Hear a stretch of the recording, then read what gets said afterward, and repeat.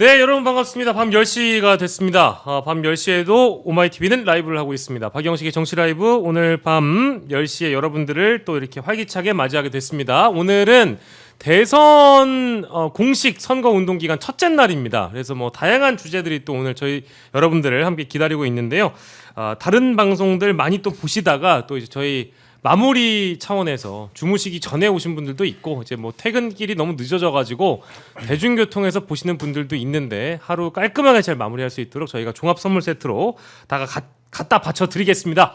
자, 월요일 오늘은 김환 한겨레 21 기자 그리고 민주당 중앙선대위의 신속대응단 부단장을 맡고 계신 분이세요.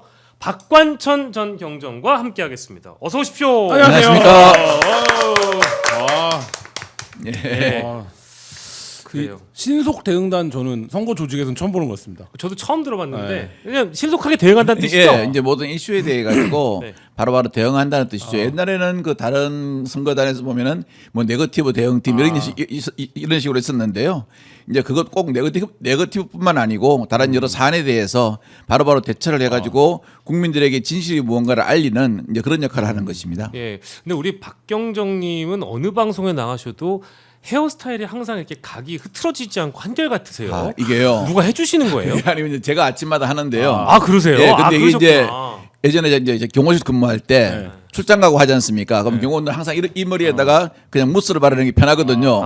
그게 습관이 되다 보니까 머리를 다른 식으로 하면요 이상하게 좀 그죠? 안 어울려요. 하루에 예. 각이 안 서고 그러실 것 같은 것 같아요. 누가 봐도 길에서 광화문 사거리에서 봤는데 저 사람 경찰이다, 경호원이다 이렇게 딱 알아볼 수 있는. 예. 어디 출신이다. 네. 군인 출신, 경호원 출신, 어디 출신 딱 나오게끔. 예, 그래서 제가 그때 경호 근무를 할 때도 별명이 독일 병정이었습니다.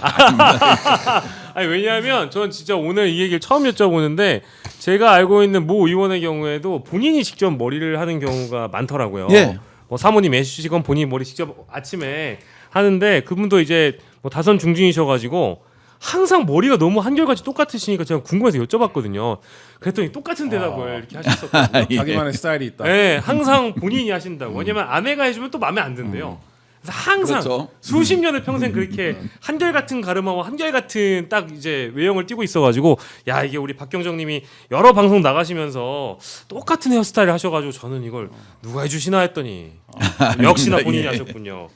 예, 이렇게 또 저희가 새롭게 또 모시고 온 박관천 전 경정님과 또 김한 기자님과 오늘 좀 꽉꽉 채워보도록 하겠습니다. 자, 오늘 공식 선거 운동이 시작됐습니다. 이제 두 분께 또 똑같은 질문 드리고 싶은 게 첫째 날이고요. 그래서 뭐 여러 대선 주자들의 또 오늘 대선 행보 이어졌습니다만 민주당 중앙선대위 신속대응단 부단장께서는 이번 대선의 의미를 어떻게 보고 계신지 좀 간략하게 듣고 싶네요. 총 어떤 의미를 갖고 있다고 봐야 될까요? 이번은 조기 대선이죠. 네. 우리는 작년 12월 3일 날 정말 그 초유의 일을 겪었습니다.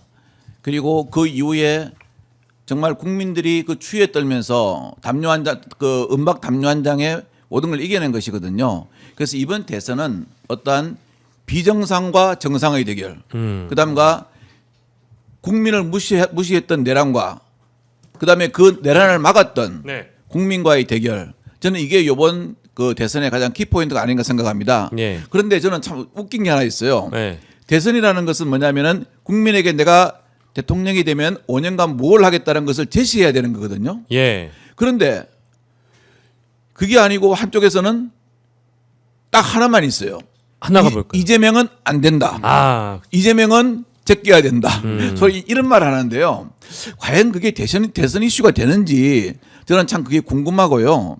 우리나라 대선이 그런 식으로 흘러가서는 안 된다고 봅니다. 자, 내가 비록 잘못한 게 있으면은 나는 잘못은 했어. 근데 나는 앞으로 이걸 이렇게 고쳐가지고 이 잘못을 두 번 다시는 하지 않을 자신이 있어. 이렇게 저는 해야 오히려 국민들한테 더 호응을 받지 않나 저는 그렇게 생각합니다. 예. 뭐 대선이다 보니까 사실 국가를 어떻게 운영하겠다라는 비전과 가치, 전략 이런 게 중요한데 비토 정치를 지금까지 하고 있는 게 말이 되느냐. 그리고 또 과거에 대한 잘못을 좀 성찰을 먼저 하고 나서 어떤 걸 하겠다라고 주장하는 게 순서인데 그 순서도 잘못됐다는 말씀이세요. 이재명 후보는 이제 통합 대통령의 뜻을 밝혔다고 하고 예. 한편으로는 또 김문수 후보는 예, 좀 입에 담기가 좀 그렇습니다만은 가락시장에서 뭐 아무튼 특정 후보를 연상케 할 만한 그런 발언들을 일부러 하셨는지 모르겠습니다만은 예, 어쨌든 두 대선 주자의 어떤 발언이 저에게도 좀 서로 다르게 다가옵니다. 김한 기자는 어떻게 생각하세요? 아까 이제 뭐 안티 전선 얘기하셨지만 이게 네. 저는 야당, 그러니까 어쨌든 야당이었던 당 아닙니까? 그렇습니다. 지금 예. 일당이지만 야당 후보를 상대로 한 빅텐트 전선은 처음이거든요. 그러니까 예를 들면 이전까지 뭐 반 MB 연대라든지 그렇습니다. 뭐 이런 거는 정부 여당의 권력자가 워낙 세기 때문에 이거에 예. 대항하기 위해서 우리가 생각의 차이가 있어도 좀 뭉치자 이런 거였는데 지금 구도는 여당을 했던 분들이 야당 후보를 예. 상대로 해서 안티 전선을 건데 이게 선거 전략적인 측면에서 성공할 수 있는 전략이냐 뭐 이런 생각은 들고 예. 오늘 두 후보가 움직이는 것만 봐도 이재명 후보가 오랫동안 권력을 유지했던 여유 있는 안정적인 정당의 후보인 것 같고 김문수 후보 오늘 하루에도 여러 자충우돌들이 있었는데 그러니까 저는 이게 보면 좀 뭐 이게 처음 보는 양상의 선거 그러니까 꼴이 희한한 선거다 이런 생각은 좀 듭니다. 예, 그 자충우들도 저희가 좀 되도록이면 최대한 많이 네. 전부 다 짚어볼 수 있으면 좋을 것 같고요. 대선의 의미를 저희가 좀 짚어봤고 오늘 이재명 후보 광화문에서 첫 유세를 했고요. 그리고 대전 또 동탄 이쪽을 방문하는 과학 대선 행보 주자를 했습니다. 김문수 후보의 경우에는 가락시장 갔다가요. 그리고 대전 현충원도 방문했고 뭐 물론 현충원 방문이 이따 또 할 것 같습니다. 그렇고 나서 대구에 또 서문시장을 가서 이 보수의 정기를 또 받고 아마 이제 귀가하는 일정으로 알고 있습니다. 자, 근데 국민의힘 상황을 저희가 지난 주말에 있었던 아주 희한한 상황, 기상천외한 상황, 우리나라 정당사뿐만 아니라 세계 정당사에서도 유례 없는 이런 일이 있었습니다. 이제 그 일을 좀 저희가 좀 정리해 볼 텐데 쭉 그냥 보면 자, 요거는 이제 순서대로 저희 쭉 한번 가보겠습니다. 금요일 오후 5시에 김문수 후보가 냈던 대선 후보 지위 인정 가처분 신청 뭐 이거 기각됐습니다. 그래서 그때 기각이 되면서 국민의힘의 무게추가 한덕수 쪽으로 막 쏠리는 그런 느낌이 들었죠. 그리고 토요일 0시 45분에 국민의힘은 김문수 후보의 자격을 취소하고요. 그리고 새벽 2시 30분이었습니다. 입당 공고를 후보자 등록 신청 공고를 내고 3시부터 4시까지 대선 후보자를 새로 받습니다. 근데 3시 20분에 한덕수 후보가 예비 후보가 국민의힘 입당 원서를 내면서 동시에 후보자 등록을 했고요. 그리고 4시 40분에 국민의힘이 한덕수가 대선 후보가 됐다라고 공식적으로 발표를 합니다. 그리고 나서 뭐 그 이후에 사실은 이미 후보 자격을 뺏긴 사람인데 김문수 후보와 한덕수 후보의 단일화 재협상이 실제 5차로 벌어진 희한한 일도 있었고요. 예. 그리고 일요일 오전 10시부터 9시까지 당원 투표를 했는데 아니나 다를까 당원 투표에서 부결이 된 거죠. 부결이 되면서 국민의힘이 발표를 하게 됩니다. 여러분 다 아시는 것처럼 후보 교체 무산되고 김문수 후보가 공식 후보다. 자, 이거 제가 짧게 한 3분 내에 설명드렸는데 그냥 총평해 주세요, 김한 기자님. 이거는 뭐 유례없는 일이죠. 희한한 일이고요. 막장 드라마 하는데 진짜로 이게 한국 막장 드라마의 그 플롯 그거에 딱 맞습니다. 네. 플롯에 처음에 이제 발표를 하는 거죠. 넌 내 아들이 아니었어. 이렇게 얘기를 하니까 그리고 바로 얘기를 하는 겁니다. 호적을 파버리자. 얘기를 해요. 그러고 나서 우리 애를 찾았어. 이렇게 얘기를 합니다. 그러고 나서 이 애가 갑자기 등장해서 아버님 이렇게 외쳐요. 그러고 나서 문중회의가 열립니다. 근데 이 문중회의에서 어른들이 말하는 거예요. 아니야, 우리가 낳는 걸 봤는데 무슨 소리야? 네. 라고 얘기를 해요. 그러니까 네. 갑자기 뭐라고 발판? 원래 그 아들이 우리 아들이 맞았다. 딱 이게 한 150부작 가는 예. 그 소위 말하는 아침 드라마, 그다음에 저녁 드라마, K 막장 드라마라고 불리는 막장 드라마에서 뭐 잊을만하면 나오는 플롯인데 이 플롯이 하루 만에 그대로 이어졌다라는 생각이 들고, 그러니까 이게 제가 뭐 가볍게 말씀드리지만 그러고 나서 저는 주말까지 그렇게 다이나믹하게 했는데 오늘 권성동 원내대표가 김덕수 아니죠, 김문수죠. 김덕수가 김문수 후보의 손을 잡고 만세를 부르는데 예. 이게 정말 뭐 하는 꼴이냐, 이런 생각. 그러니까 이게 뭔가 국민을 그러니까 지치고 질리게 만드는 것 같아요. 네. 그래서 오늘도 그러니까 이런 정도의 수준이면 오늘도 무슨 일이 벌어지지 않을까. 갑자기 한덕수가 뭐 예를 들면 김문수의 후보 자격에 대한 가처분 신청을 낸다든지, 저는 오늘 이런 또 뭔가의 상황이 있지 않을까라는 생각이 들 정도로 너무 좀 어처구니 없고 좀 질린다 상황이, 이런 생각도 듭니다. 질려버렸다는 말씀이셨고요. 저는 딱 두 가지 이야기를 드리고 싶습니다. 정말 제가 부탁하고 싶은 게 있는데요. 네. 잠 좀 잡시다. 잘라고 하면은 군인이 국회를 들어오고, 그다음 좀 자가지고 뭐가 꿈을 좀 좋은 꿈을 꿔가지고 네. 내일 복권이다 살라 그러면은 네. 갑자기 덕수가 됐다가 또 문수가 됐다가 네. 또 덕수가 됐다가 예전에 그 라면 광고 있죠. 형님 먼저 아우 먼저. 네. 덕수 문수 덕수 해가지고 뭐 하는 것 같아요. 두 번째는요. 우리나라 개그맨도 좀 먹고 삽시다. 이렇게 정치인이 개그의 영역까지 들어와 버리면은 개그맨 어떻게 먹고 삽니까? 그러니까 요즘 저 공영 TV 방송에요. 개그 프로가 거의 없어졌어요. 그래서 제가 가만히 왜 개그 프로가 없어졌나 하니까 정치인들이 개그를 하니까 개그맨들이 정치인 수준을 못 따라가는 거예요. 그러니까 개그 프로가 다 없어지는 거예요. 그러니까 국민들은 맨날 뭐 봅니까? 뭐 사건 뭐 실화 뭐 찔러 죽이고 어머니 부모 굶겨 죽이고 이런 건 봅니다. 그 잠 오겠습니까? 그런 거 드라마 보고 자면요. 잘 때 귀신 꾼 거예요. 그러니까 제발 있지 않습니까? 좀 이제 정치인들은 정치인이 정치를 해야지 왜 정치인이 개그를 합니까? 아 너무 웃긴다. 그죠? 근데 이거 예. 제가 봤던 댓글 중에 제일 웃긴 게 이것들은 일을 얼마나 못하면 군인을 데리고 쿠데타를 해도 실패를 하고 정당 대표가 나서서 쿠데타를 해도 24시간 안에 다 실패하냐 이 말이 지금 이 대선이 열리게 된 이유 그다음에 지금 국민의힘의 행태를 함축적으로 보여주니까 상황인 거죠. 국민들이 보기에는 예. 이 납득이 안 되는 일들을 하고 있는 꼴인 거죠. 네, 저희가 봤던 댓글 중에 가장 웃겼던 건 유심 교체보다 빠르다. 아, 그러니까요. 아니 생각을 해보세요. 예. 한 나라의 국무총리였다는 사람이 네. 국무총리를 버리고 네. 나는 대통령을 해보겠어 하고 나왔습니다. 그것도 개그예요, 사실은. 예, 그런데 네. 일일천하예요. 그렇죠. 일일천하고 저는 정말 아니 좀 마이크 좀 주세요. 손을 입에 대고 나도 호남 사람입니다. 정말 뭡니까? 저 서울역 가면요 노숙자도요 그렇게 돈을 구걸하지는 않습니다. 그거 안 됩니다. 그러니까 이런 분들이 다 개그를 하니까 개그맨들이 못 먹고 사는 겁니다. 예, 아무튼 뭐 재밌다고 얘기하기에는 저는 뭐 대한민국의 유권자 한 사람으로서 좀 저게 정당에서 할 법한 일은 결코 아닐 텐데 좀 참담한 심정도 더불어 들었고요. 이게 한편으로는 그런 생각도 들어요. 만약에 어쨌든 당원들이 이 교체안건을 부결시킨 거잖아요. 네. 근데 제 기억으로는 토요일 저녁까지도 그러니까 저녁 오후 5시에 김문수 후보가 대통령 후보 자격 금지 가처분, 네. 취소 예. 금지 가처분, 네. 그거를 걸어놓고 나서 결과가 아직 안 나온 상황에서 안건이 부결되면서 이게 뒤집힌 거잖아요. 네. 그렇습니다. 그러니까 이제 당원들이 보기에는 어떤 지점들 때문에 실제 제 생각보다 굉장히 합리적인 선택을 했을까요? 그러니까 설문 문항도 굉장히 불리했다는 건데 이게 네. 두 가지 포인트를 건드렸다라고 보는데 하나는 네. 김문수냐 한덕수냐를 묻는 방식이 된 게 아니라 이게 일방적으로 한덕수로 교체하는 게 정당하냐를 묻는 심판적 투표가 된 거예요. 그러니까요. 예, 그 지점이 그러니까 예를 들면 이게 과정이 어떻더라도 결정해 놓지 않은 상태에서 김문수냐 한덕수냐라고 묻는 방식의 투표였다면 한덕수로 정리가 됐을 텐데 예. 그게 아니라 이미 한덕수로 정해놓고 그다음에 사후 승인을 받으니까 당원들 입장에서도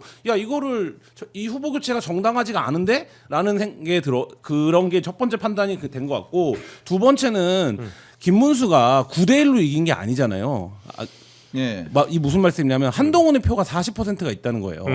그런데 이 한동훈의 표 40%가 이 이제 말하자면 후보 교체 과정에서 이 후보를 그래도 한덕수는 안 되지라고 하는 것에 동원이 되니까 어떻게 된 겁니까? 김문수와 한덕수의 표 차이가 10% 정도 난다라고 쳐도 김문수의 표 10%가 붙으면 50이 넘게 되는 거 아닙니까? 그러니까 그렇죠. 이 상황을 간과했다 지도부가 뭐 이런 생각이 듭니다. 그 표의 구성이나 당원들의 구성은 제가 차마 놓쳤네요. 한동훈의 그 비율도 굉장히 크긴 크네요. 그러고 보니까. 지금 뭐 알려진 바에 따르면 김문수와 한동훈의 마지막 파이널이 한 6대4 정도 났다는 거 아닙니까? 그러니까 대략적으로. 그렇죠. 예, 그러면 그게 뭐 50대 50으로 했으니까 이번엔 좀 다르긴 했지만 어쨌든 한동훈을 지지했던 표 플러스 이거는 정당하지가 않은데 플러스 김문수 지지 이걸 합치면 50이 넘을 수 있었는데 네네. 지도부는 그 가능성이 없다라고 봤던 게 그래서 승부를 걸었던 게 오히려 패착이 됐다 이렇게 보여집니다. 네. 근데 이제 이 상황을 보고 나서 윤석열 씨가 메시지 냈잖아요. 예. 일요일 오전으로 제가 기억을 하는데 예. 그 SNS 메시지가 뭐 어쨌든 단결해야 된다라는 거고 이제 김문수 후보로 이제 뭉치자 이 뜻 아니겠습니까? 그리고 한덕수를 지지하는 김문수를 지지하는 뜻 하나로 뭉쳐서 이 저 강력한 반대 진영을 심판하자 이런 목소리인데 예. 내란 수계잖아요. 예. 정치 개입이고 대선 개입이고 예. 왜 이럴까요, 이 사람? 요즘 있잖아요. 제가 그 윤석열 씨의 행태를 보면요. 이분이 저는 정말 그런 생각을 해요. 이분이 정말 보리밥을 좋아가지고 그렇게 칸막이 없는 집에 갔나?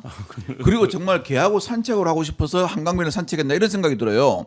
자, 이분이 카메라 노출된 게 딱 3번입니다. 아크로피스타 지하에서 김성훈을 비롯한 소위 말하는 떡대들하고 건물 산책. 예, 네. 딱 이렇게 어깨 힘주고 가죠. 근데 혹시 그 정확히 보셨어요? 어깨 힘주고 딱 가는데 상대방이 옵니다. 한 주민이요. 그럼 주민이 아우 대통령님 안녕하세요. 아이고 수고 많으시죠. 같은 동네 사람 그래야 되지 않습니까? 네네. 아주머니가 딱 보더니 끄면서 피해가요. 이분이 그러니까 지금 관심을 못 받는 것 같아요. 그러니까 또 이제 보리밥집을 갔네요. 그래서 딱 이제 경호도 보리밥을 먹고 있고 막 하는데 누구 하나 와가지고 자기한테 관심을 안 보여주는 거예요. 그러니까 이번에는 급기야 뭡니까? 개를 데리고 한강변에 가가지고 샌들 신고 앉아 있으면은 누가 나를 보겠지 하는데 그것도 못 보는 거예요. 그래서 이분 요즘 있지 않습니까? 관심의 굶주린 것 같습니다. 그래서 누군가의 관심을 좀 받아보고 싶어하는 것 같은데요. 관종이다. 예, 그런데 오늘 보면요, 자 지지선이라는 걸 했죠, 그죠? 네. 안 그렇습니까? 지지선이라고 했는데 이제 본인은 실은 이제 국민의힘 당원들이나 이런 사람들이요, 물론 우리 김 기자님 말씀처럼 이렇게 표 구도상 선택을 안 할 수가 있는 게 또 있습니다. 근데 저는 가장 큰 선택을 안 하는 이유는요, 국민들 다 압니다. 한덕수가 결선까지 부정선언 올라가서 기다리고 있던 것은 뒷배가 누가 있는지 그걸 국민들이 모르는 사람이 있겠습니까? 그러니까 소위 말하는 너는 좀 한번 당해봐라 하고 안 찍어준 거 아니겠습니까? 윤석열에 대한 심판이다. 예, 그러니까 이제 이 양반이 어떻게 했습니까? 김문수를 선택해야 되겠죠. 김문수를 선택해야 됐는데 홍길동은 있지 않습니까? 아버지가 있지 않습니까? 너 나를 아버지로 부르지 마. 자기의 어떠한 그 나쁜 행적을 감추기 위해서 그렇게 말해가지고 홍길동은 아버지를 못 부른 겁니다. 그런데 지금 내란의 아버지가 어떻게 했습니까? 내란을 갖다가 한 꾹꾹 내란하는 사람한테 쓰담쓰담해서 아빠야 잊으면 안 돼. 이런 말을 하는 것 같습니다. 이 사람도 보면요, 참 정말 개그 소질이 있는데 이제 대통령도 그만두셨으니까 예. 다른 직으로 전직하면은 정말 저는 성공할 거라 생각합니다. 네. 예. 개그맨 말고 유튜버도 괜찮을 것 같다는 생각. 그러니까 여기 나오셔가지고 하면은 좀 이렇게 출연도 많이 주시고 하면은 오마이가 아마 유튜브에서 거의 탑으로 올라설 수 있습니다. 아, 윤석열 데리고요. 예. 아, 저희 오마이가 거부할 것 같은데. 예. 자, 그 오늘 사실은 저희 방송 들어오기 한 2시간 전에 김문수 후보가 예. 채널A 그 프로그램하고 인터뷰를 했는데 공식적으로는 계엄에 대한 불편을 드려 계엄 때문에 불편을 겪으신 불편을 국민들에게 드려. 네. 사과를 했습니다. 네. 이거 이제 첫 공식 사과라고 일단 봐야 되는지 뭐 그건 뭐 기사 쓸 때는 당연히 첫 공식 사과인데 아마 대부분 국민들이 사과라고 안 받아들일 가능성이 좀 크다 보니까 예. 어떻게 봐야 될까요? 선거에 들어가면 제가 뭐 여러 차례 이 방송에서 말씀드렸 선거에 들어가면 윤석열과 의도적으로 거리를 두려고 하는 발언을 할 수밖에 없죠. 오늘 김용태 비대위원장도 그렇죠. 예. 그 얘기를 한 거고. 예측했고요. 예. 근데 이제 많은 사람들이 그렇게 생각하는 거 아닙니까? 김용태 비대위원장이 악세사리지. 그러니까 저런 정도의 발언 스피커로 활용하기 위해서 비대위원장을 시킨 거지. 내일부터 김용태 비대위원장이 막 칼춤을 추면 그걸 국민의힘이 받아들이겠습니까? 그러니까 그런 수준에서 그래 저렇게 익스큐즈하고 넘어가자. 저런 쓰임과 쓸모가 있지. 이렇게 이제 대략적으로 오늘 그런 판단을 한 건데, 근데 이제 그런데 김문수 후보 오늘 현충원에서는 뭐라고 한 겁니까? 그건 아직 고민이 좀 필요하고 논의해봐야 차차 되겠다라고 했던 것 같아요. 논의해보겠다라고 예, 얘기를 했는데, 논의란 표현. 예, 근데 결국에는 이 선거를 치르려면 계엄에 대한 입장 표명을 안 할 수가 없고, 근데 김문수 후보가 이제 와서 계엄은 참 잘한 일입니다라고 말할 수는 없는 거잖아요. 그러니까 그렇죠. 본인이 자유통일당 후보가 아닌 이상. 네. 예, 그렇기 때문에 저는 오늘 수준에서 유감을 하고 앞으로 그거에 대해서 그러면 구체적으로 뭐 어떤 게 미안하다는 겁니까라고 하면 그건 이미 얘기했다. 이 스탠스로 이제 빠져나가려고. 어쨌든 한 번 언급은 필요했고 그 언급을 오늘 정도 수준, 그러니까 예를 들면 뭐 고개 숙여 사과하는 것도 아니고 국민에게 불편을 끼쳐드려 유감이다 정도 수준에서 언급을 한 게 아닌가 싶습니다. 저는 이제 김용태 이제 신임 비대위원장에 대한 정치력이나 이 정치적 체급을 이렇게 높게 보진 않거든요. 네. 높게 보진 않지만 그렇다 하더라도 자신이 이 김문수가 지명한 비대위원장 측을 수락했을 때에 어느 정도의 조건을 달고 딜을 한 대목이 바로 그 계엄에 대한 사과 아니었을까라고 생각은 좀 들거든요. 박관천 경정님은 어떻게 생각하시는지? 오늘 그 김용태 비대위원장이 비대위원장을 수락을 한다며요. 예. 의총에 갔어요. 네네. 의총에 가니까 그 여태까지 내란을 옹호하던 그 사람들이 아주 그 몇선 의원들이 저는 표정을 읽었어요. 아우 뜨거운 감자 너 잘 가져갔다 이런 표정으로 너 최고야 최고야 이렇게 얘기합니다. 아. 이거는요 젊은 정치인 하나 있지 않습니까? 희생시키는 거예요. 그리고 자 오늘 저 이렇게 이야기했습니다. 불편을 드려 죄송하다 이렇게 얘기했죠. 예. 어디서 많이 들은 거 안 같습니까? 불편을 드려 죄송하다는 예, 이거는 뭐냐면은 그 윤석열 전 대통령이 마지못해 사과할 때 이 표현을 썼습니다. 불편을 드려 죄송한데 근데 뒤에 말 들어봐야죠. 네. 이 이번에 계엄은 정당한 것이다. 불편을 드려 사과합니다까지만 했고 다음에 이제 그런 데가 나올 겁니다. 저 아마 김문수 후보는 그런 데가 나올 거고요. 저는 오늘 저 김문수 후보가 사과하는 걸 보면요. 옛날에 하나의 장면이 오버랩 돼요. 오버랩이 되시나? 예. 그게 한 3년 전에 9월 달이었죠. 예. 이쁘장 한강 개가 파란 사과를 물고 있죠. 아 개사과 말씀을 하시는 거죠?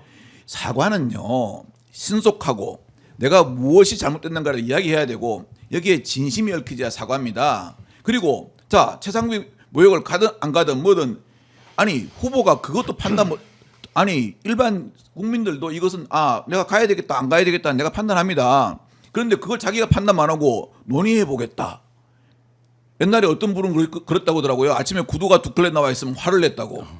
나보고 어떤 걸 신으라고 그런 거야. 한 클레만 주지 왜 두 클레를 줍니까? 이랬대요. 그런 분들 있지 않습니까? 우리나라에서 예를 들어서 뭐 국정을 맡긴다면은 어떻게 하겠습니까? 저는 오늘 하시는 거 보고 있지 않습니까? 차라리 나가려면은 자 본인이 그 대권 후보를 걸머졌어요. 이 걸머진 가장 큰 이유는 뭡니까? 내란 꿋꿋이에요. 내란 꿋꿋으로 걸머졌으면은 죽어도 고해야죠. 내란 꿋꿋으로. 그래야 그게 정치인이죠.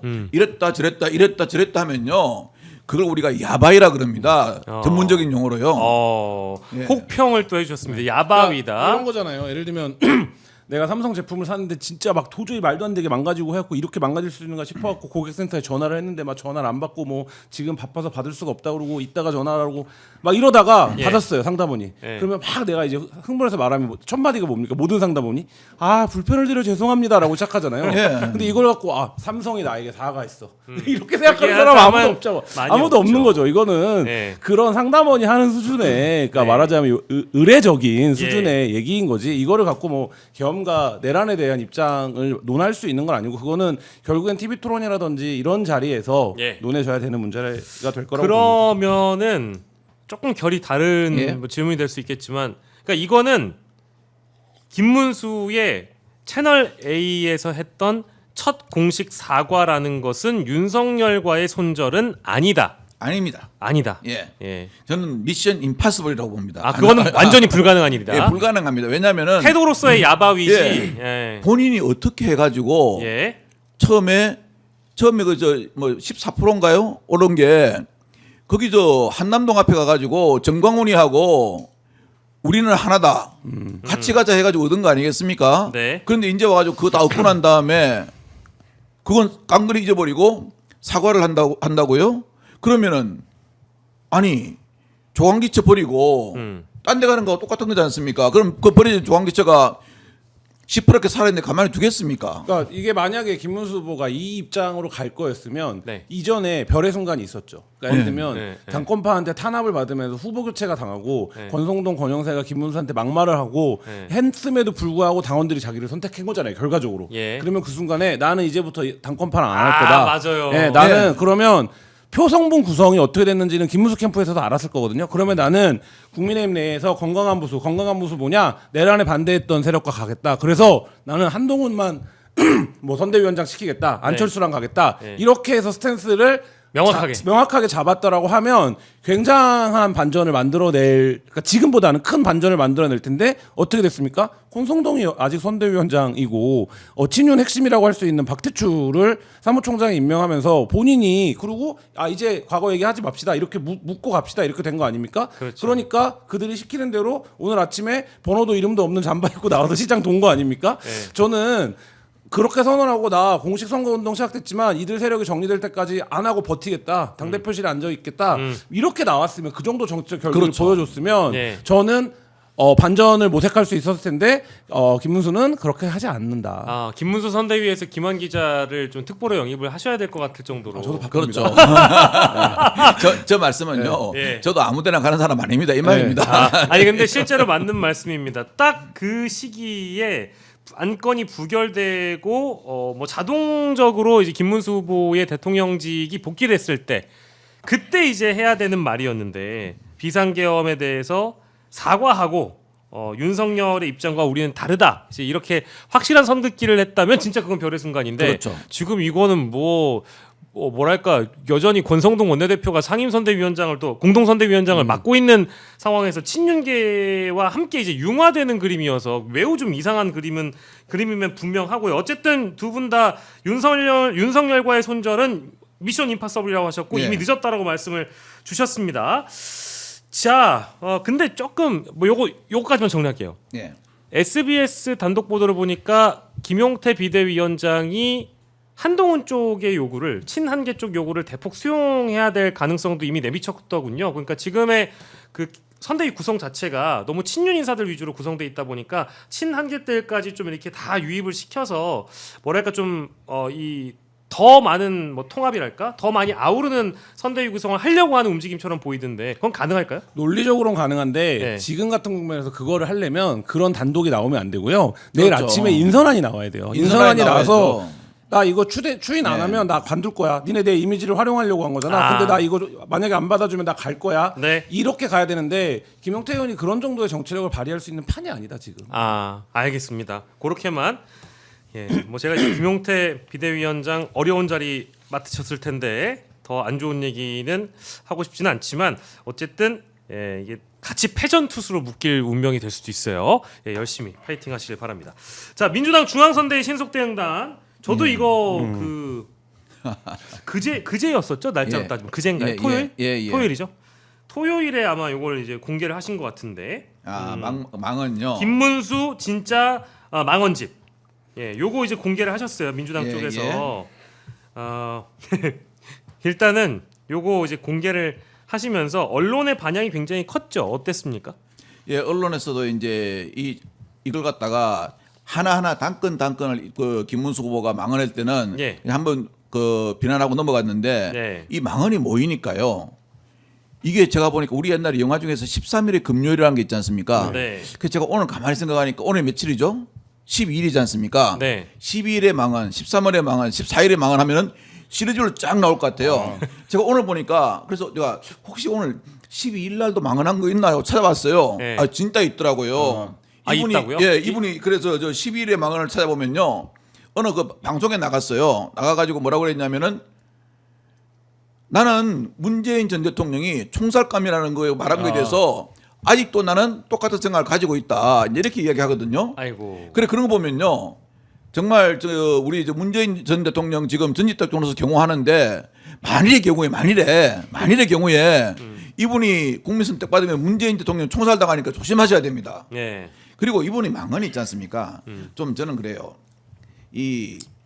좀 이렇게 우리가 흔히 들어도 괜찮은 말이 있거든요. 예. 그런데 좀 아예 그냥 저도 말실수하네 이런 넘어가면 되는데 네. 이분은 정색을 하고 하니까 망언이 아니고 이게 실언이 아니고요. 거의 망언 수준으로 넘어가요. 왜냐하면 이 망언을 읽어보면요. 좀 이렇게 우리가 부끄러운 거 있지 않습니까? 예. 뭐 여자가 식지도 않고 뭐 개만 데리고 살고 뭐 이러면 별말이 다 있어요. 그래서 그거는 방송에 적합하지 않으니까 제가 그 SNS에 띄워놓을게요. 예. 그렇게 그것만 보시면 될 것 같아요. 근데 그렇게 따지시기에는 저희가 이미 자료를 다 준비를 해놓은 걸로 알고 있는데 그러면은 뭐 그냥 제가 읽지는 않고 예. 이렇게 한 장 한 장 보여드리는 걸로 하겠습니다. 일단 민주당에서 공개한 예. 진짜 망원집에 나와 있는 내용. 아까 이제 춘향전 관련 내용 나왔고 이거는 이제 뭐 좌익 빨갱이 얘기 관련이 또 나오고요. 다음 장 볼까요?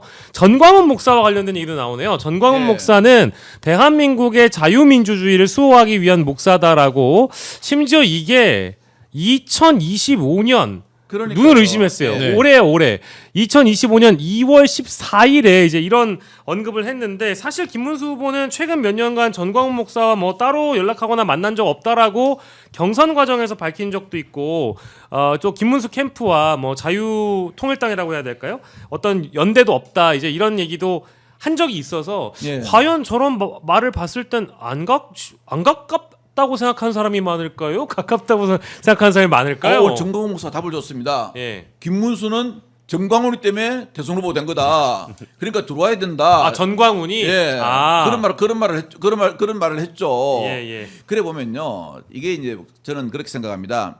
우리나라 정치에는 물론 진보와 보수가 있습니다. 이게 좌우가 있다고 봐야 되겠죠. 근데 제도권 정치에는 실은 좌우가 있습니다. 근데 비제도권 정치에 극좌와 극우가 있는 거죠. 옛날에 뭐 이제 뭐 저 그 무슨 당 해산된 그 당처럼. 네네. 그다음에 아니면 정광훈 씨가 이끄는 당처럼. 근데 이 극좌와 극우는 제도권에 못 들어오기 때문에 뭐 후원금을 걷어가지고 재력은 있을지 몰라도 실은 정치적 권력은 없었죠.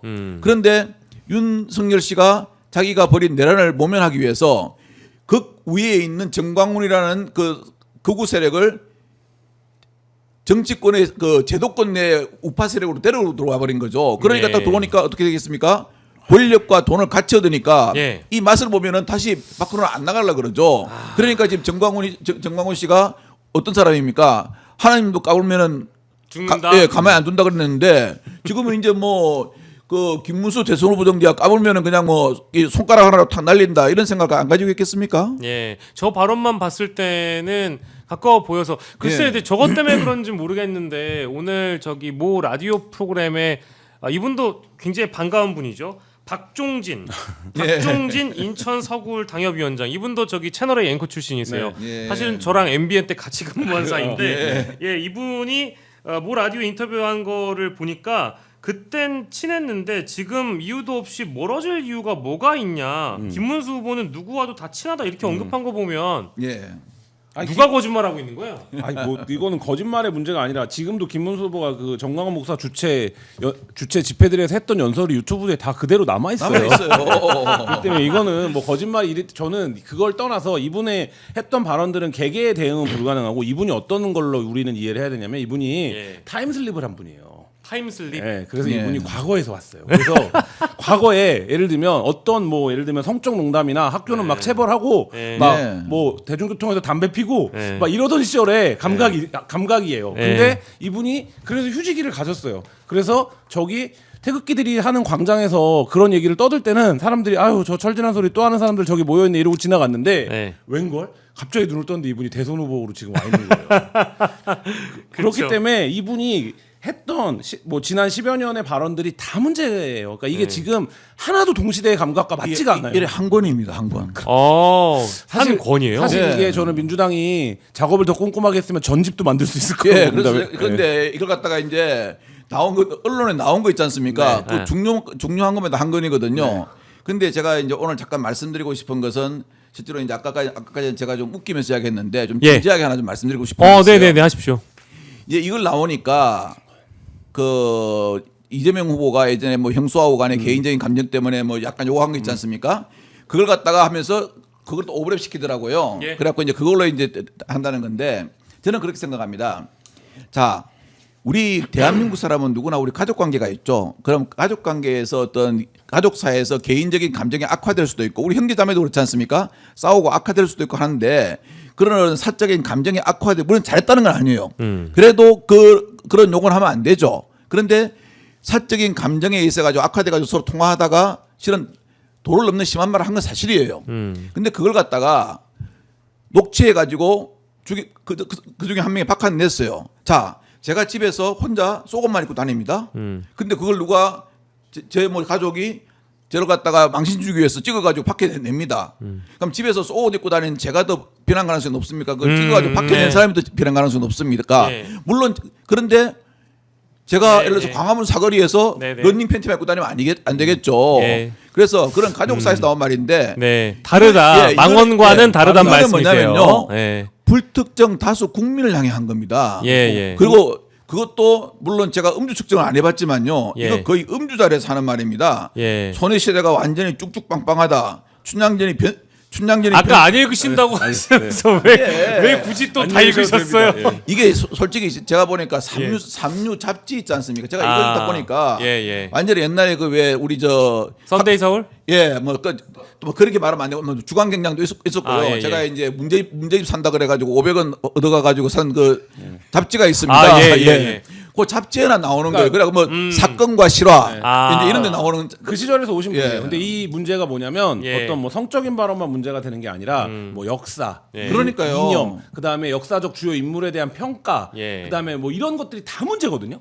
다 문제라서 그러니까 이게 아까 뭐 제가 농담처럼 전집이라고 얘기했지만 그러니까 그래서 애초에 김문수 후보가 부상하기 시작했을 때 12.3 내란 사태 직후에 야 그래도 김문수를 어떻게 선거를 치르냐 이런 얘기들이 여의도에 있었어요. 국힘 내부에서도. 그러니까 이게 알겠어. 김문수가 왜 뜨는지는 알겠는데 그 이미 지나간 김문수 같은 인물로 어떻게 구시대적인 인물로 선거를 치르냐고 했는데 그렇게 선거를 치르는 지금 일이 벌어진 거죠. 그러니까 그렇죠. 저는 이 앞으로 벌어질 일들에 대한 대응이 과간일 거다 이런 생각 듭니다. 아니 그래서 그런지 몰라도 이거를 이런 민주당에서 실제 이런 대응을 했다라는 거를 김문수 후보가 인식이나 했는지는 모르겠지만 첫날에 저는 이제 이 발언을 보고 가짜 진보를 막 어떻게 해버리고 싶다라고 이렇게 발언을 했는데 이게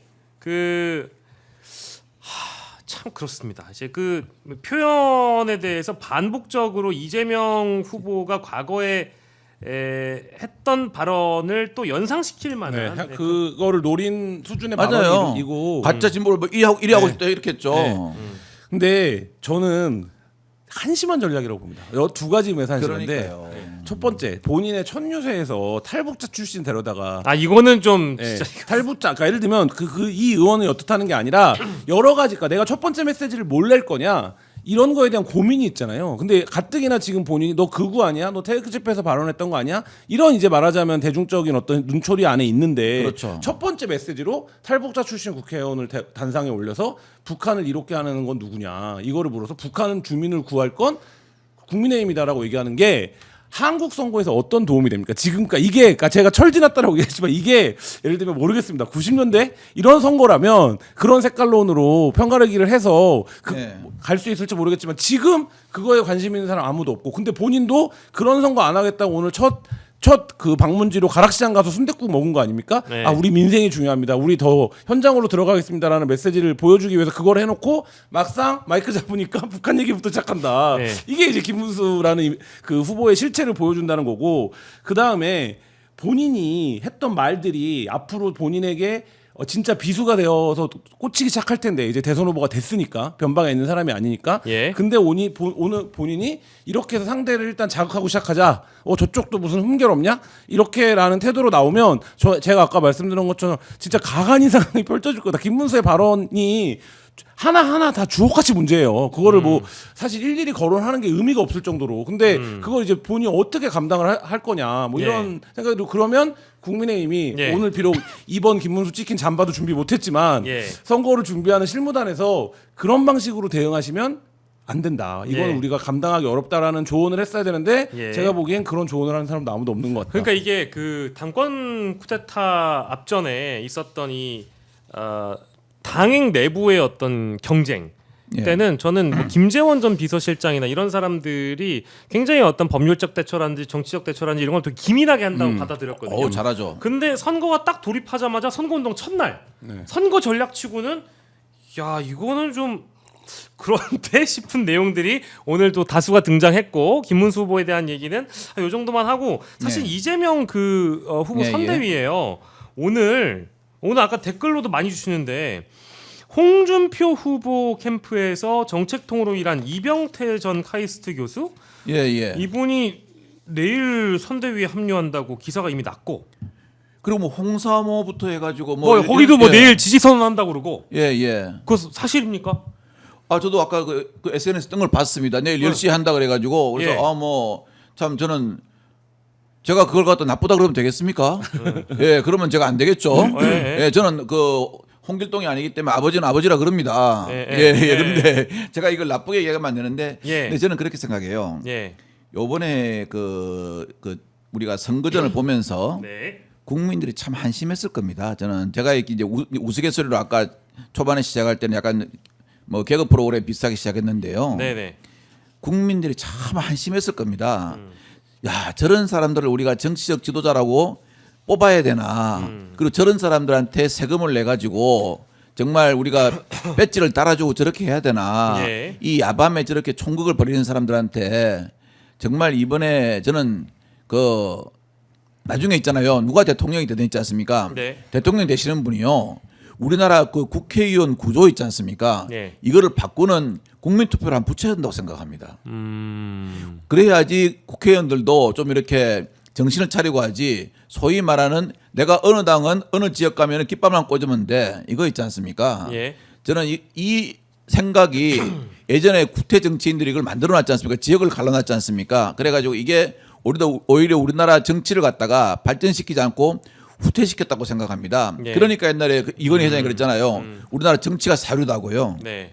예. 누구를 뭐 빼고 다 바꿔야 된다 뭐 이런 말씀 그렇죠. 예. 하셨던 걸로 기억이 나고 자 어쨌든 그 반대 진영에 있었던 그 인사를 데려온 거잖아요. 네. 근데 뭐 이분 인터뷰 또 이렇게 보니까 너무 이제 좌경화되는 것을 막고 싶었다 이제 이런 인터뷰도 있고 이재명 캠프로 가면서 호랑이 굴에서의 마지막 외침 뭐 이런 표현도 이병태 교수가 했네요. 근데 뭐 외연 확장 측면에서 뭐 저는 나쁜 아이디어는 아니라고 보는데 이병태 교수가 또 과거에 했던 이제 이런 발언들이 여러 가지가 있는데 예. 그거 자체가 지금 민주당 그 지지자들 내부에서 엄청 화제가 또 되고 있고 논란이 되고 있어요. 논란이 엄밀히 되고 중요하게 얘기하면 그러니까 그게 지금 어쨌든 중원을 넓게 쓰겠다는 전략이고 이미 이제 포지션을 그렇게 잡겠다라는 걸 여러 차례 얘기를 했었고 사실상 이제 거기가 비어 있기 때문에 그러니까 예를 들면 이병태 교수 같은 분이 뭐 이념적으로나 여러 가지 지금까지 해왔던 뭐 사회 현안에 대한 발언들에서 저도 별로 동의하지 않는 분인데 네. 어쨌든 그분이 그럼에도 불구하고 내가 지금 이재명 캠프를 택하는 이유에 대해서 자기 입으로 설명을 해야 되는 상황인 거잖아요. 이 얘기는 뭐냐면 사람들은 저쪽에 왼쪽에 있는 사람들은 나를 되게 나쁜 놈이라고 하는데 나는 사실 여기 중원을 네. 지켰던 사람이야. 내 개인 포지션은. 근데 지금 네. 중원이 비어버렸네. 여기 중원에 있던 애들이 다 저기 내란에 가버렸네. 그래서 나는 어쩔 수가 없어. 그러니까요. 뭐 이런 예. 얘기인 거예요. 그러니까 저는 이제 그 민주당 지지자들이 어쨌든 이번 선거에서 압도적 승리를 거두는 거를 최우선적인 이제 목표로 삼고 있기 때문에 네. 그것들이 과거에 비해서는 관용도가 높아졌다고 생각해요. 이제 과거 같으면 사실 말도 안 된다고 하겠죠. 근데 지금은 이제 그거의 의미가 보수 말고 보수를 보수까지는 연대가 가능한 거고 내란만 일단 빼자 이런 예. 수준에서의 어떤 합의가 있다고 하는데 저는 근데 이제 결국에 근데 이게 오랫동안 민주당을 지지했던 집토끼들의 감정을 건드릴 가능성도 충분히 있거든요. 네. 있죠. 예. 그러니까 저는 그 부분에서 뭐 이게 이제 반복되다 보면 어떻게 될까 이런 부분들은 여전히 좀 약간 점화력은 남아 있는 문제다 이런 생각이 듭니다. 근데 이제 이재명 후보는 지금 항상 선거 때 그런 이야기를 합니다. 우리 진보 보수 이념은 일단 먹고 사는 문제, 그다음 우리 국가의 안전 문제, 예. 국민의 잘 사는 문제 이거 해결하고 나중에 따지자는 겁니다. 이거 해결하고 나중에 그건 따지자. 네. 나중에도 안 늦다는 겁니다. 예. 아니, 당장 배고파 가지고 굶고 그다음에 자영업자 망하고 그다음 우리나라 국부는 외국으로 나가고 맨날 저 강대국한테 위협만 당하면은 이것이 과연 여기서 진보 보수를 따지고 싸워봐야 무슨 소용이 있냐는 겁니다. 어차피 집이 이렇게 무너지고 있는데요. 운동장 그래서 아마 넓게 이런 쓰자. 그래서 이런 분들도 전부 다 쌓는다 그러는데 아까 우리 김 기자님 말씀하신 것처럼 뭐 민주당이 가지고 있는 그러한 어떠한 그 저 스탠스에 좀 약간 안 될 수도 있죠. 근데 뭐 저 같은 사람은 당적이 없는 사람이거든요. 예. 근데 데려다 쓰지 않습니까? 네. 예. 그런 유능하면 거죠. 유능하면 유능하지는 않고요. 이런 건 뭐 유능하시죠. 이런 건 있는 것 같아요. 네네.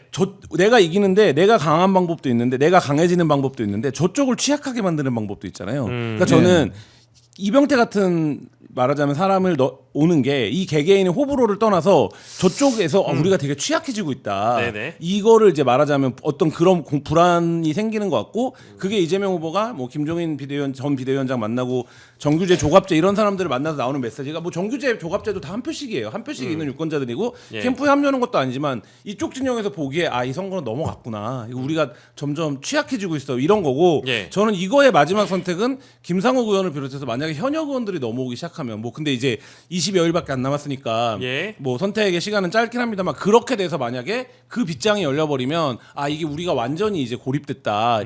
저쪽이 완전히 고립됐다 이 메시지를 내는 예. 어떤 효과는 충분히 있을 거다라는 생각 듭니다. 전 두 가지가 일단 눈에 띄는데 일단은 예. 이병태 교수가 이재명 후보와 이준석 후보 양쪽에서 영입 제안을 받았는데 어쨌든 이재명 후보 캠프를 선택했다는 점. 여기서 이제 이준석 캠프 2분의 1패가 있는 거고요. 자, 그리고 두 번째로는 홍준표 후보가 이제 페이스북에 글을 올려가지고 이제 전 후보죠. 홍준표 뭐 하와이 갔는데 예. 네다바이라는 표현이 등장합니다.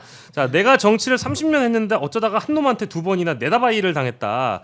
뭐 이거는 그 놈이 어떤 놈인지는 뭐 여러분 다들 아시는 그 놈입니다. 그래서 따로 설명 안 드려도 될 것 같은데. 개를 좋아하시는 분이죠. 근데 예. 이제 이거를 보고 나니까 제가 느낀 점은 아까 얘기했던 홍함사, 홍준표와 함께하는 사람들이 내일 이재명 후보에 대한 예. 지지 선언을 한다고 해서 이게 뭔가 잘 안 어울리는 그림 같지만 이 대선에 막 역동적으로 일어나는 이런 움직임이 나중에 시간이 흘러서 배신으로 연결되는 경우도 왕왕 있거든요. 즉 이병태 교수가 갑자기 뭐 선대위 합류한 지 얼마 되지 않아서 다시 이준석 캠프로 가든 아니면 그만두고 나가든 뭐 이런 경우가 있을 수도 있고 뭐 아까 홍준표와 함께하는 사람들이 지지 선언을 했다가 갑자기 홍준표의 매서운 SNS 때문에 지지를 철회하거나 뭐 이런 경우가 막 왕왕 생기잖아요. 예. 그럴 가능성은 없는지에 대해서 짧게만 좀 듣겠습니다. 어떻게 그럴 생각하세요? 가능성도 있죠. 그런데 우리가 영화를 보면요. 예. 옛날에 그 독일군 있지 않습니까?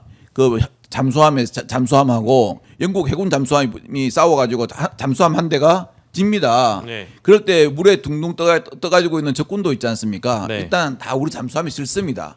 우리 배에 실어가지고 그 이후에 포로로 대우하든가 어쩌든가 나누는 거거든요. 예. 저는 지금 우리나라의 위기가 그런 위기라고 생각합니다.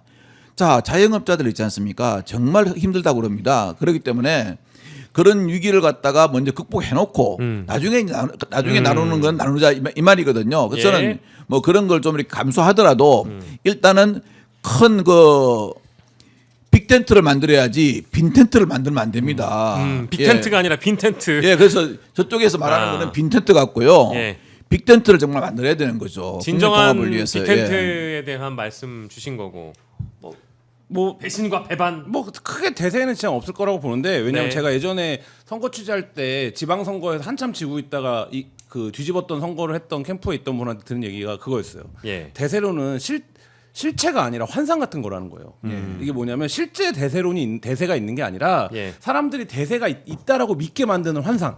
그렇습니다. 그걸로 예. 선거를 이기는 건데 지금 국면을 놓고 보면 예. 이게 사람들이 이게 넘어가는구나 예. 이런 이제 인상들을 갖기 시작한 거잖아요. 예. 이미 오래 좀 되긴 했지만 저는 이제 그 자체가 효과지 실제 뭐 개인 이병태 뭐 그룹으로서의 홍준표를 지지하는 그룹이 합류하고 이거보다는 예. 이게 넘어갔다. 이 환상이 속에서 저쪽이 이제 불안과 공포를 갖는 거 예. 이게 지금 이제 이 선거의 판세를 결정짓는 문제라고 봅니다. 너무 좋은 말씀입니다. 저 동의하고 이제 보수 쪽에서 어쨌든 흔들리고 있다라는 건 사실이고 보수에서 이탈한 사람들이 의외로 홍준표를 지지한 사람들, 홍준표 캠프에 이분이 정책총괄 본부장 출신이에요. 그러면 핵심 측근입니다. 이제 그런 그렇죠. 사람이 옮긴다라는 거에 대해서 이게 판이 기울어가는 건가? 이런 이제 어떤 인상을 준다는 거 이게 훨씬 더 중요하다. 나중에 이탈하고의 말고의 문제는 큰 변수가 되지 않는다는 문제이고 자 이것도 중요합니다. 어디 가시면 안 돼요. 여러분들이 가장 궁금해하는 부분 중에 바로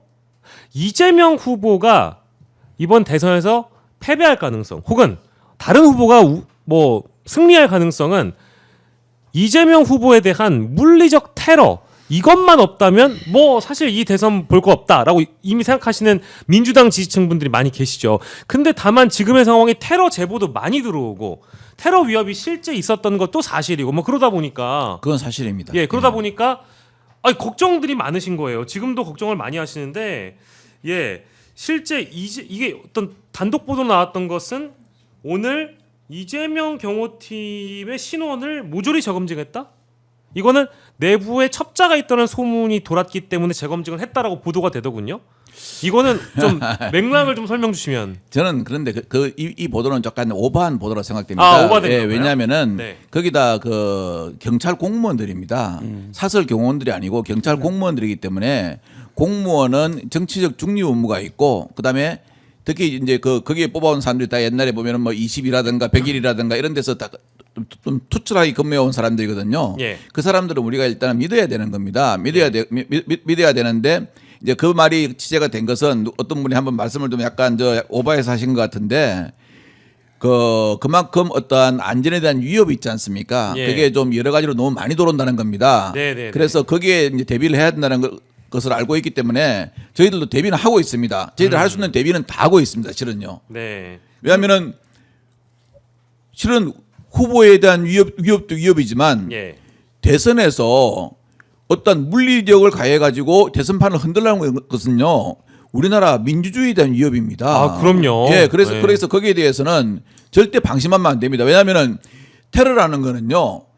1, 2초가 골든타임입니다. 그렇기 때문에 그걸 알고 있기 때문에 실은 생각해 보십시오. 그 방탄조끼 있지 않습니까? 혹시 입어보셨습니까? 아니요. 3kg짜리라고 하던데요. 예, 그게 전 이제 경호실 근무할 때 입었는데요. 그거 입으면은 정말 겨울에도 숨이 좀 그렇습니다. 덥고 숨이 막히는군요. 예, 왜냐하면 방탄조끼가 약간 두꺼워요. 그런데 후보도 그걸 갖다가 이제 입고 하고 계시지 않습니까?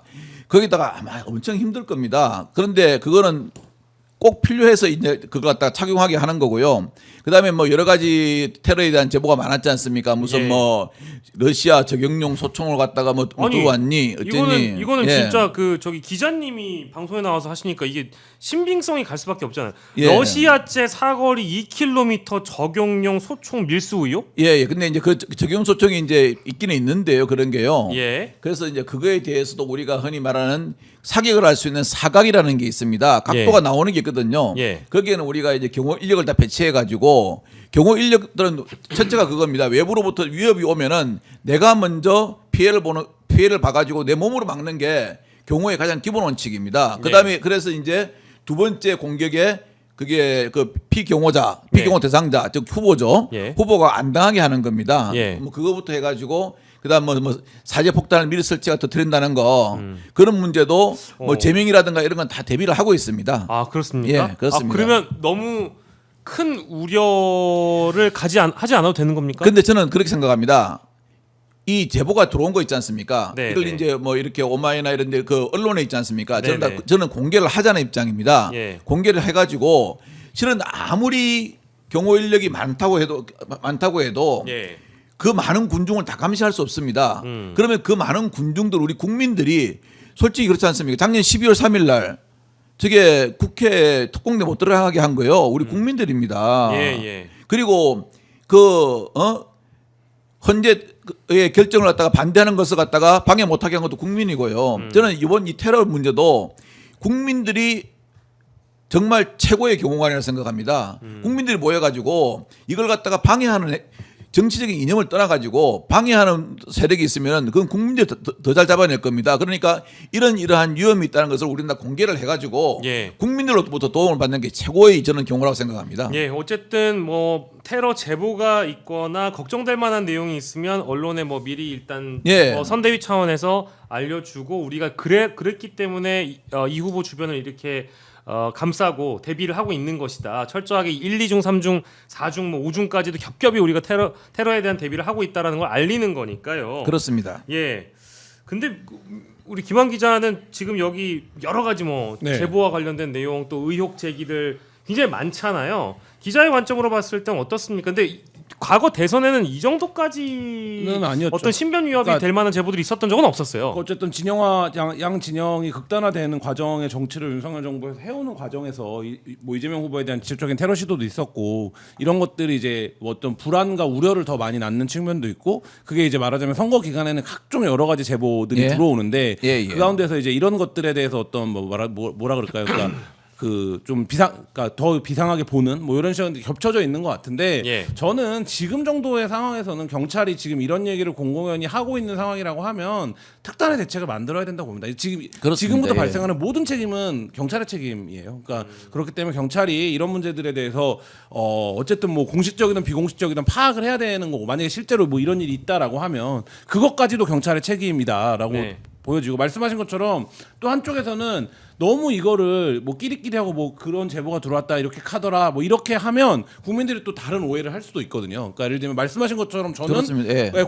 명명백백하게 지금 뭐 계엄 발표를 해도 유튜브로 중계를 하는 세상 아닙니까? 그러니까 예. 과거와 완전히 달라진 미디어 환경 속에 있기 때문에 그런 부분들이 있다면 당에서도 적극적으로 국민들과 커뮤니케이션해서 이 문제를 막아내겠다. 뭐 이런 정도로 이렇게 접근하는 게 좋다고 봅니다. 예. 그리고 너무 불안하니까 예. 뭐 이런 얘기도 있는 것 같아요. 뭐 사면에 방탄 유리를 설치해라. 뭐 이제 이런 이야기까지도 얘기가 나오고 있는 것 예. 같은데 야외에서 만약에 유세를 할 거라고 한다면 이제 그런 조치들 실제 할 수는 있습니까? 아니면 실제 할 수는 있는데요. 네네. 그게 이제 방탄유리라는 자체가 잘못 네. 이게 상당히 무겁고 그렇죠. 잘못 설치하면은 물론 이제 후보는 보호하는데 좀 더 도움이 되겠지만 예. 자칫하면은 후보를 보러 온 유권자들이 다칠 수가 있습니다. 아. 그런데 지금 이재명 후보 스타일로 봤을 때는 유권자들한테 위험성이 조금이라도 있는 거 그거 절대 하려고 그러지 않습니다. 하려고 그러지 않고 그다음에 생각해 보십시오.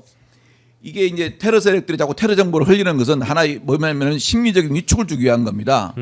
우리가 그렇지 않습니까? 예전에 그 야당 후보들 연설할 때는 옛날에 중정이라 그랬죠. 예. 중정 그 시절에는 막 경찰관도 많이 가 있고 막 이렇게 선글라스 끼고 이거 귀에 뭐 인해가 꽂고 가 있습니다. 그러면 그 주위에 사람들이 많이 안 모입니다. 이렇게 그렇죠. 어떤 심리적으로 상대방을 분해시키는 건데 예. 저는 만일 그런 그 분해 책략으로 이런 그 테러 첩보를 흘리거나 또는 테러를 하려고 한다고 하면은 그건 큰 저는 잘못된 착각이라고 생각합니다. 한번 생각해 보십시오. 저 양반 있지 않습니까? 검찰이 거꾸로 세워놓고 3년간 다 탈탈 털었습니다. 네. 그래도 그 다른 사람 같으면요 못 견딥니다. 그걸 견뎌내가지고 지금 이제 여기까지 온 사람인데 그런 어떠한 물론 본인도 이제 불안하신 건 있겠죠. 예. 하지만 그렇다고 해가지고 뭐 국민들하고 아예 접촉을 안 해버린다. 네. 그것은 지금 그걸 많이 흘리면서 공작하시는 분이 있다면은 오마이 TV를 보시고요 절대 그게 안 먹힌다고 생각하시면 될 겁니다. 예. 조금 안심이 될 만한 말씀을 드렸는지는 모르겠습니다. 자 그리고 이 검찰 수사 상황도 좀 저희가 마지막으로 짚어보려고 하는데 아시는 것처럼 도이치모터스 주가 조작 의혹 사건 뭐 재수사에 일단 서울공검이 들어간 상황이고 예. 이 검찰의 수사 의지에 대해서는 저는 사실은 뭐 모든 방송에서 믿지 않는다 이제 위주의 주장을 하는 사람이거든요. 그럼에도 불구하고 어쨌든 뭐 검사들을 좀 보충한 지금 상황이라고 하니까 그리고 또한 더불어서 김건희에 대한 소환 일정도 14일로 지금 통보가 됐다라는 거죠. 예. 14일이면은 잠깐 내일 모레잖아요. 그렇습니다. 내일 모레 그러면 만약에 김건희 이 소환 조사에 불응을 하게 되면 검찰은 체포도 당연히 해야 되는 거 아닌가요? 강제 구인할 수 있죠. 예. 근데 하겠냐고요. 그러니까 이거는 시궁에서 죄송합니다. 이거는 정상적인 정무 판단은 아니에요. 그러니까 오늘 몰라요. 그러면 그거는 뭐 박영식 앵커 말대로 네. 믿지 않는 게 맞죠. 왜냐하면 여태까지 몇 년의 시간 동안 안 했던 거 아닙니까? 이제 와서 하겠냐고요. 근데 거기에 방점이 있는 겁니다. 이제 와서 해야 되면 해야 되는 이유가 있겠죠. 네. 있습니다. 네. 왜냐하면은 검찰은 있지 않습니까? 예. 이 조직을 보호할 그 조직 보호에 대한 본능이 아주 강합니다. 그런데 윤석열은 자기의 선배입니다. 예. 그렇기 때문에 윤석열은 어떤 그 선배 조직 보호의 차원 안에 들어가지만 김건희는 다르다고 보는 거죠. 그리고 검찰도 지금 뭐냐면은 자기 살 길을 찾는 겁니다. 예. 자 여기서 제가 오마이에서만 공개할 수 있는 게 하나가 있습니다.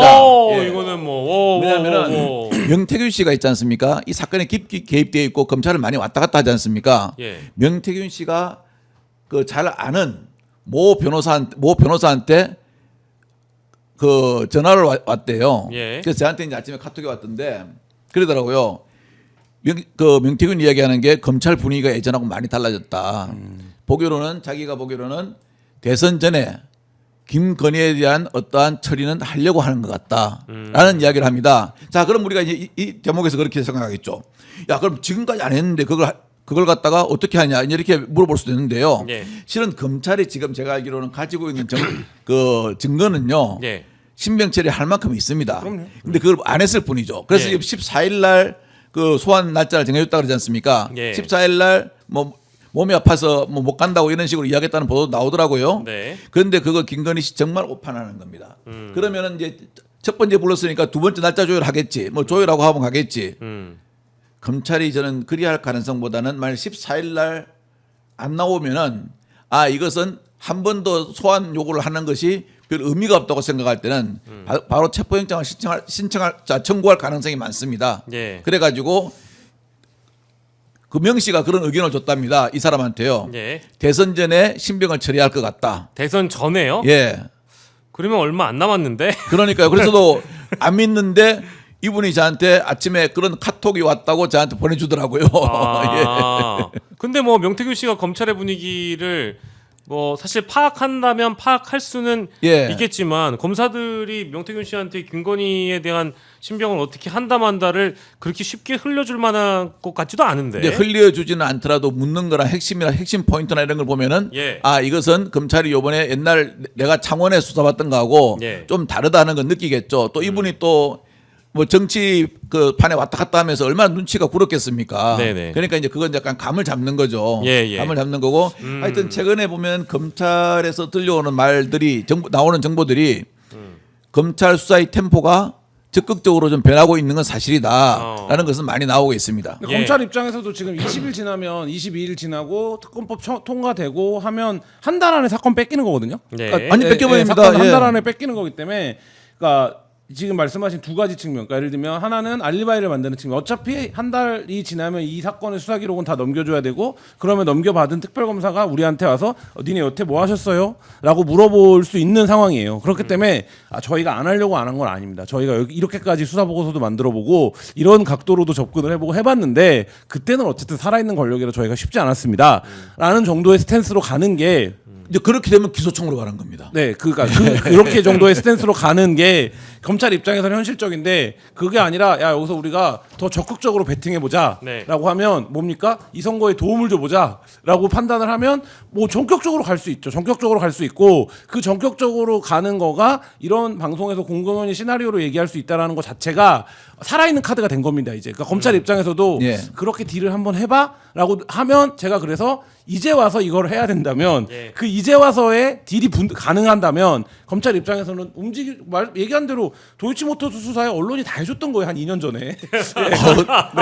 언론이 다 해줬어요. 네. 그리고 명태균 수사 이미 11월 초에 창원지검에서 수사보고서 만들었을 때 이미 그때 불러서 소환 진술 받고 기소할 수 있을 수준으로 정리해 놓은 거잖아요. 그러니까 그리고 그 녹취록 있지 않습니까? 네. 그것도 전부 다 프로가 정리해 놨대요. 네. 그래가지고 그 에피소드가 하나 있습니다.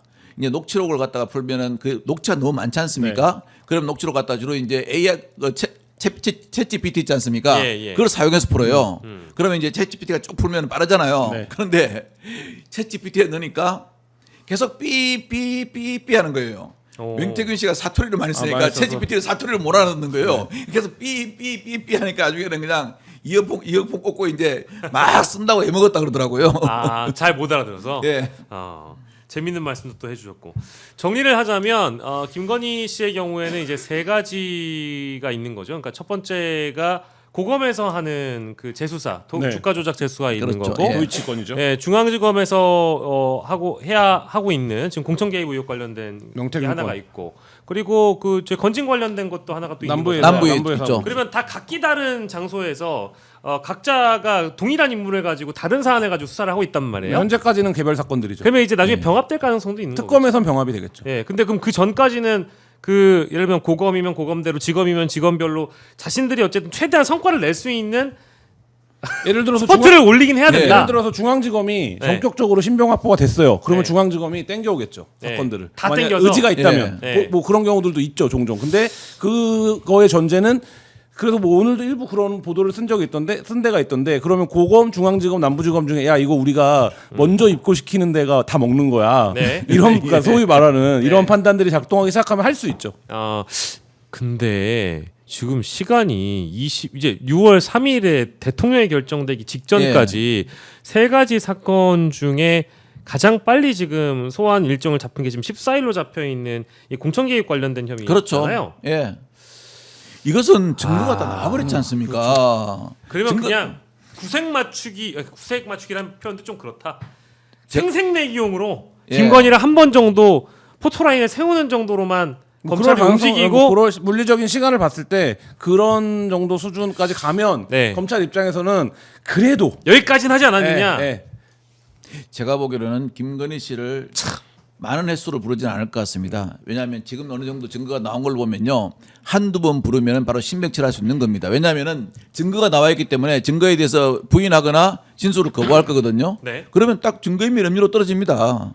증거가 명확하게 객관 증거가 나와 있는 상태에서 예. 본인 육성은 국민이 다 들었지 않습니까? 예. 그런데 본인이 나는 정치 개입 안 했어.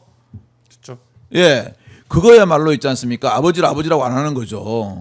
예. 그렇기 때문에 그렇게 말할 수는 없는 거고요. 지금 아마 그 김건희 씨 입장에서는 침대가 제일 좋을 겁니다. 침대요? 예. 왜요? 침대 누워가지고 아파. 머리도 아프고 발도 아프고 손끝도 아프고 다 아파. 이렇게 하는 게 최고입니다. 지금 그 방법이 뭐가 있습니까? 아이 우리 그 경정님이 방송 굉장히 많이 하시더니 이제 연기까지 하시. 근데 지금 침대가 제일 좋을 것이다. 예. 딱 그것밖에 침대에서 버티게 하는 게 지금 제일 좋은 방법이지. 나머지는 방법이 없어요. 왜냐하면은 실은 증거가 다 나와버렸어요. 침대에서 버티다 안 되면 병원에서 버틸 겁니다. 예. 아, 그러면 이제 119 부르겠죠. 증거 남기기 위해서. 예. 예. 저는 근데 사실 검찰과 관련된 수사의 진전사항을 이제 업데이트하고 짚는 것 자체가 이번 정권에서 무슨 의미가 있나 이런 생각이 들고 사실은 뭐 두 분 다 말씀 주신 대로 여러 가지 김건희의 의혹과 관련된 개별적 사건들의 수사 진전은 이미 지금 정도 시간이면 다 보고서까지 완료돼가지고 끝났고 네. 실제 기소해도 모자람이 없을 정도로의 예. 탄탄한 증언과 증거들이 다 축적이 돼 있을 텐데 이제 와서 소환 조사하는 거 가지고 며칠 지정했으니까 우리는 이 정도까지 했다라고 생색을 낸다라는 것 자체가 이 검찰의 언론 플레이라는 이런 거라 좀 죄송한 얘기지만 역스럽기도 하네요. 예. 그러니까 뭐 그렇죠. 네. 근데 검찰이 할 수 있습니다. 문재인 전 대통령 사례를 보면 진술이나 서면 조사 없이도 바로 기소하잖아요. 네. 검찰이 하려면 할 수는 있다. 네, 네. 하려면 할 수는 있다. 네. 근데 또 이렇게 해버리면 뭐 아까 말씀하신 문재인 전 대통령 건에 대한 수사의 속도나 뭐 이런 강도나 이런 측면에서 좀 비교가 되잖아요. 그럼요. 그렇죠. 그러면 이것도 저는 사법의 형평성이라는 측면에서 결국 유권자한테 영향을 주는 거거든요. 네. 검찰의 행위라는 게. 맞습니다. 예. 참 그러니까 진작에 그랬어야죠. 진작에 다 마무리했었어야 6월 4일부터 시작될 겁니다. 네. 예. 그래요? 이미 전망을 주셔가지고. 그러니까요. 예. 저희가 오늘 굉장히 많은 내용들 여러분들과 함께 다뤄봤습니다. 내가 알아서 할게님, 하하호호님, 타니님, HYP님, 비진님, 문18님 감사드리고요. 저희 설문조사가 지금 진행되고 있었던 상황인데 요거 잠깐 마무리해 주시면 소개해드리고 예. 저희가 방송을 좀 종료해볼까 합니다. 마무리 좀 해주시면 1,300분 정도가 투표를 해주셨는데요. 예, 김문수 국민의힘 대선 후보 망언 집중 가장 문제적 발언은 무엇이었나요? 라는 투표를 저희가 붙여봤습니다. 제주 4.3은 명백하게 남로당이 일으킨 폭동이다라는 이제 발언이 39% 제일 많은 비중을 얻었네요. 전광훈 목사 대한민국 자유민주주의 수호자 발언 34% 비슷하네요. 의외로 춘향전은 점점점 변사또 이거 발언 있잖아요. 예. 이게 16% 그리고 방송 청와대 문화예술 좌익들 빨갱이 커밍아웃했다. 이제 이런 발언이 10% 무려 1,400분이 투표를 해주셨습니다. 이제 이렇게 저희 여론들을 좀 확인을 좀 해봤고요. 자 오늘 두 분과 함께 정치 라이브 함께 해봤습니다. 월요일이었고 또 오늘 공식 선거운동 첫날이어서 굉장히 많은 사건, 많은 이슈들 저희가 한꺼번에 좀 집약적으로 다뤄봤는데요. 많이 사랑해주셔서 감사드립니다. 오늘 두 분과 월요일 방송 함께했습니다. 김환 한결의 21 기자 그리고 민주당 중앙선대위 신속대응단 부단장 박관천 전 경정과 함께했습니다. 두 분 고생하셨습니다. 감사합니다.